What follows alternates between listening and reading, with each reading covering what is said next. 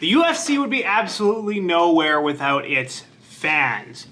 But the UFC has some of the most annoying fan bases out there. And I am going to be ranking the worst fans in the sport based on who their favorite fighter is. This is the fighters with the most annoying fans tier list. And before I jump into it, if you wouldn't mind hitting the like button and the subscribe button, it helps the YouTube algorithm, helps grow the channel. And comment below, who do you think has the most annoying fan base? Here we go. So I included a bunch of people: Conor McGregor, Tom Aspinall, Charles Oliveira, Sugar Sean O'Malley, Khabib Nurmagomedov, Colby Covington, John Jones, Volk, Sean Strickland, Max Holloway. I've got Israel Adesanya and Alex Pereira. If there's anyone I missed, put them in the comments below, and maybe I'll make another tier list one day. So the worst, or the fighters with the best fans, in my opinion, as of right now, Tom Aspinall is one of them, and probably Max Holloway is the other. I've never seen a comment section where they were like mean or rude, disrespectful, anything like that. Everyone's usually, you know, pretty fair and pretty, I would say, kind, and different forums and things like that. And like, they have a legitimate reason to have the fans that they have, right? Like, Tom Aspinall did an amazing thing back in November by knocking out Pavlovich there. And Max Holloway just had probably the performance of his life at UFC 300. And on top of it, Max Holloway's just been like a dog for like 10 years now in the UFC. He's just been so friggin' good, so active, and always down, and just a fan favorite. And his style of fighting is super entertaining. So it's amazing that, yeah, he just has some pretty great fans. Now, next, I would say for annoying level, I'm going to put Sugar Sean fans, and I'm going to put Khabib Nurmagomedov fans.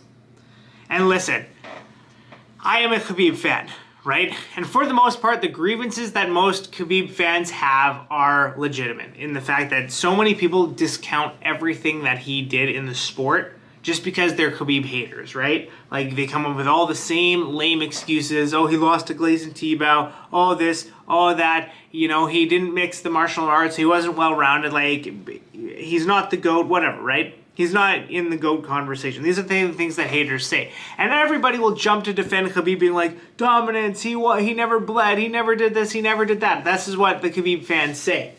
And I'm with all of that, but I still don't put Khabib as the top, as the GOAT, right? He's not.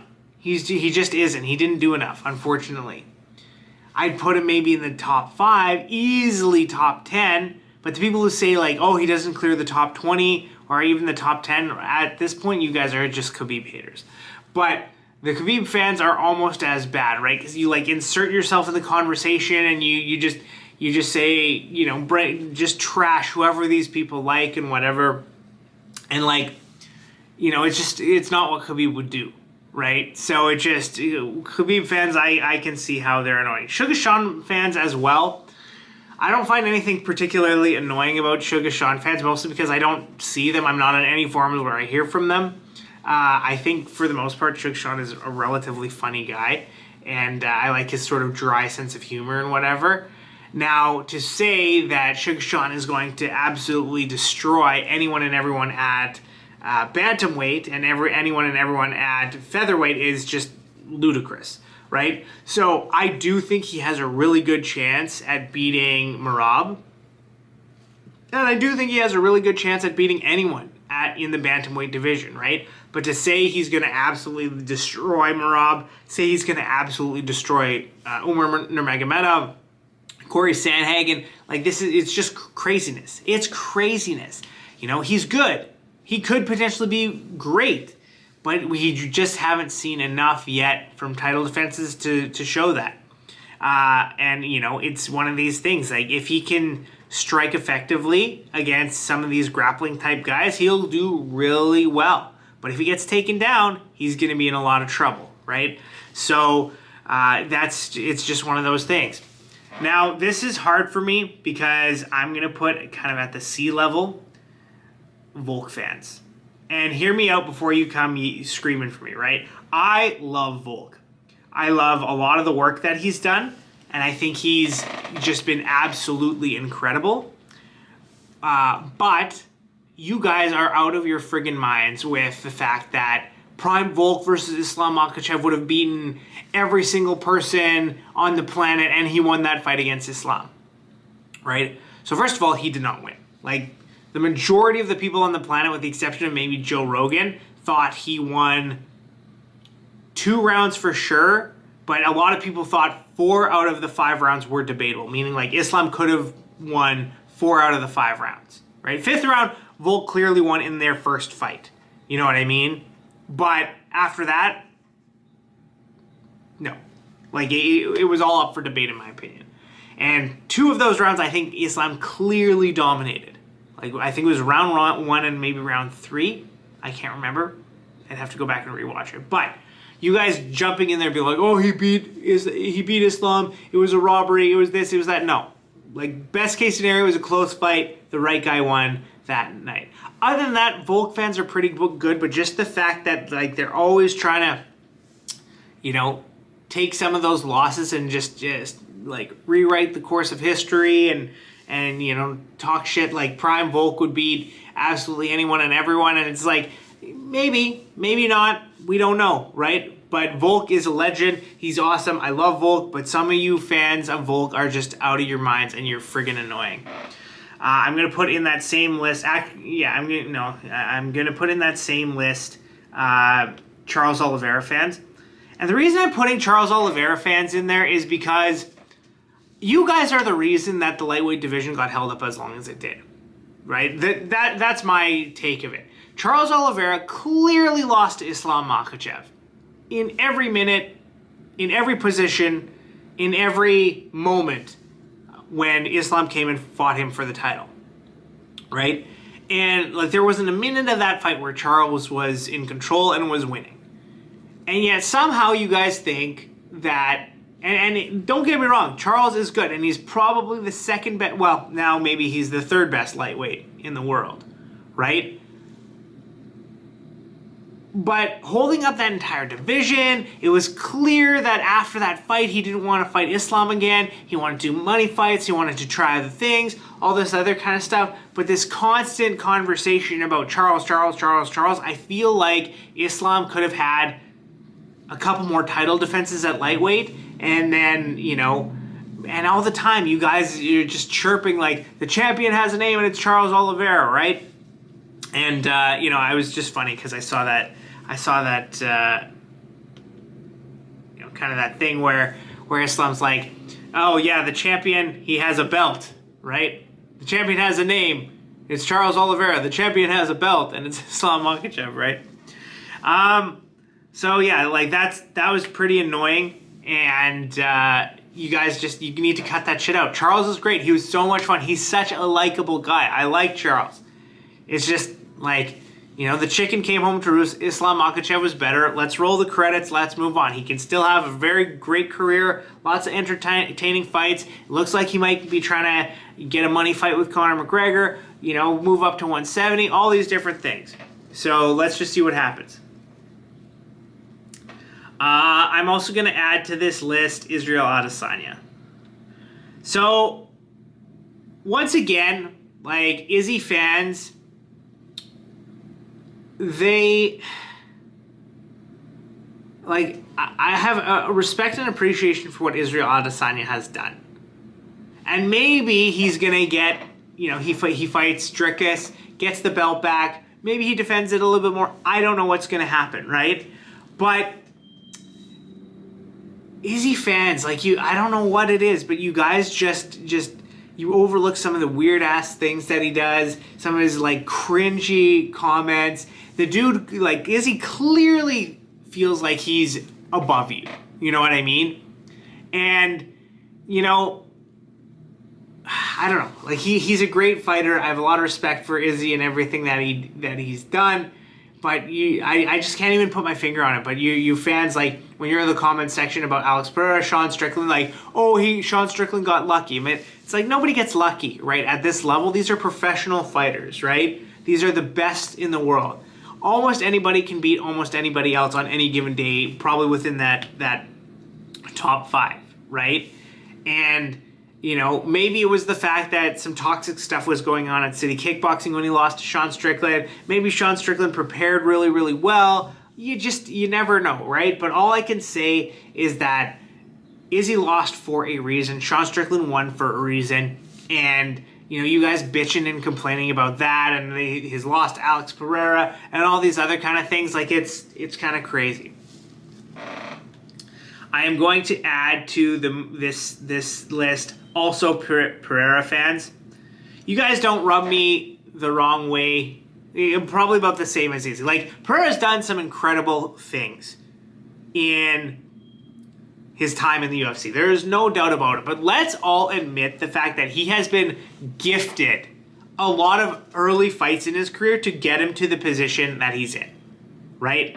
The whole point of the UFC bringing in Pereira is because it didn't look like there was anybody at middleweight that could challenge Izzy's supremacy. Plus, there was a great story there of their rivalry in kickboxing, him coming in, and he was clearly fast-tracked. Now, he still had to win all those fights. He still had to beat, you know, Sean Strickland. That's still an incredible rivalry.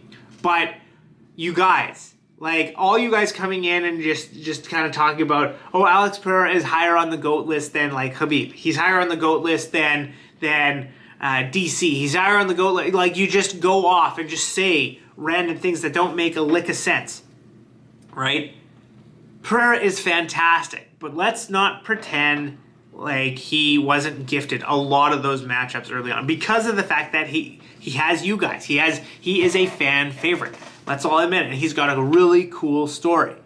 But he didn't face a decent wrestler ever. He faced very favorable matchups. He got KO'd by Izzy, right? He KO'd Izzy, then he got KO'd by Izzy. He moves up, he fights Jan, he fights Yuri, he fights Jamal, right? Like, that's kind of the situation. And all of those, none of those guys are considered to be high-level grapplers. Not one. And so I can't put him on that high GOAT status, and you guys kind of licking the ground that he walks on.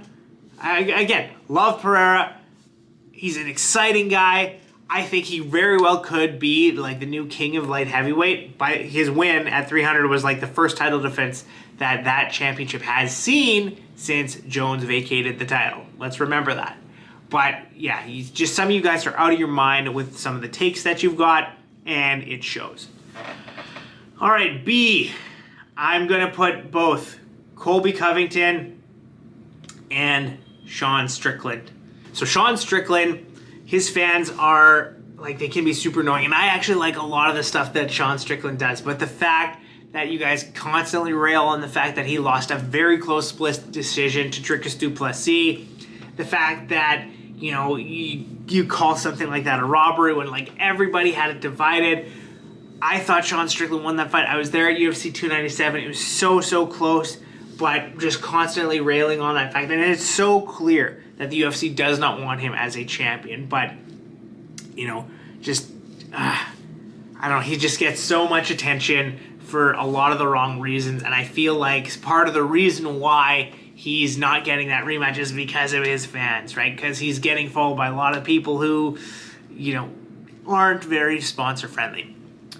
Colby Covington fans, dude, I don't know what to make of this, but like Colby Covington, he's has-been, right? And it looks like he's taken some of the easier paths to victory. And Covington fans, like, they're with Colby in a lot of ways, in the sense that, like, they expect him to do really well, and he talks a big game, and he has the trash talk, and he does all of these things. But then he goes out and he performs like he did against Leon Edwards, right? He has just a boring fight. He doesn't use his wrestling. He doesn't use all the weapons at his disposal, and you kind of left like, why does this guy have fans other than for his trash talk and his sort of like, greetings, nerds and virgins? Just, I don't know. Like, he's funny, though. He can be quite funny. And the most annoying fans, it is a two-way tie. Number 1, Jon Jones.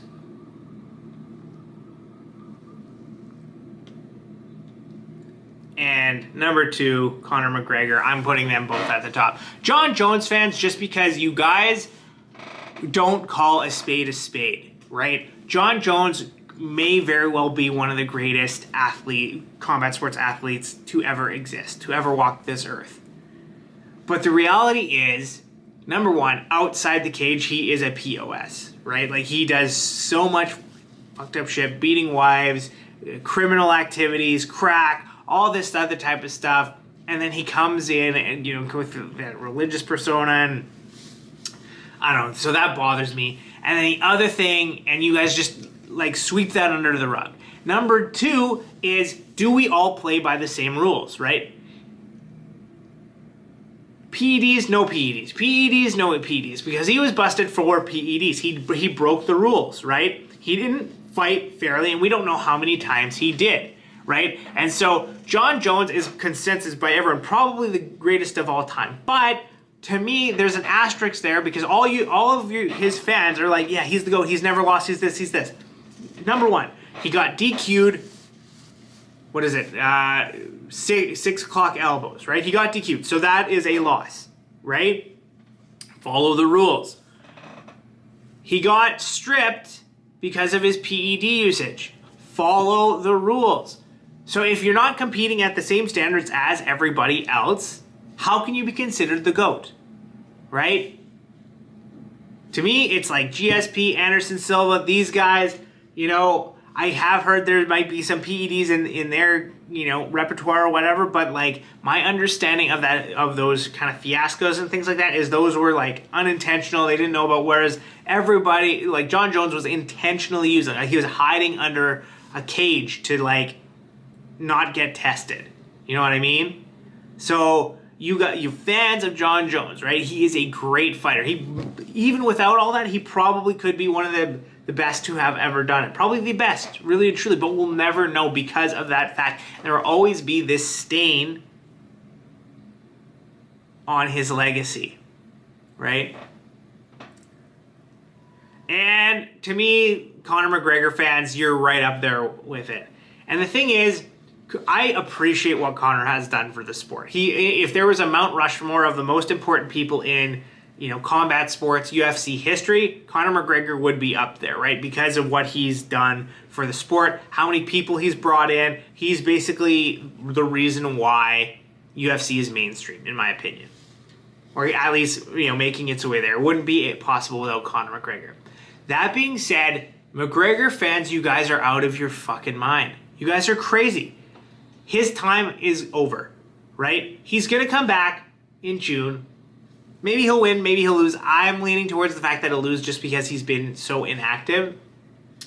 And you guys just continuously dwell on, his left hand, his precision striking, and all of that other kind of stuff, when really and truly, like, his last great performance was in 2016. He has not had a stellar performance since then. He came back in 2020, right before COVID, fought Donald Cerrone. And that was a great performance too, but it was like, at that point, I feel like Cerrone was kind of on his way out. That matchup was specifically designed. That matchup was specifically designed for him to get back into the win column and then kind of move things forward. And it's like, the thing is, right, Conor McGregor was great back, like, if he had never taken that boxing match with Floyd Mayweather, I think he would have been, like, I still don't think he would have beat Khabib, but he would have been a competitive force inside the lightweight division for a long time. I truly, truly think that. And he would have made millions upon millions of dollars, but it wouldn't be this level of money that he has right now. And, so many of you fans just keep bringing it back to, oh, but if we get 2016 Conor back, he's not coming back. He's just not. Like, the dude looks like he has substance abuse issues. You know, he wakes up on yachts and parties all the time and does this and he does whatever he wants, right? And he does come back, but he does it for the fans, which is like, that is commendable. And obviously a paycheck, a big payday. But it's just like, you cannot compare. Right? You just can't keep saying that, oh, if we get 2016 Conor, if we get 2015 Conor, if we get this Conor, he's gone. Right? And like, if he had stuck around, if he hadn't taken that big money fight in boxing, maybe we'd be whistling a different tune, but his time is over. And so like, y'all need to let go. Conor McGregor did amazing things for the sport, but he's definitely not in the top 10. Maybe top 20, right? He was gifted that champ thing. He never defended any of his belts. Like, what can you do? Anyway, that is my tier list. Do you guys agree with me? Make sure you hit the like button and subscribe button. It helps with the algorithm, helps grow the channel. And did I miss anyone? Should there anyone else be added to this list? Let me know in the comments.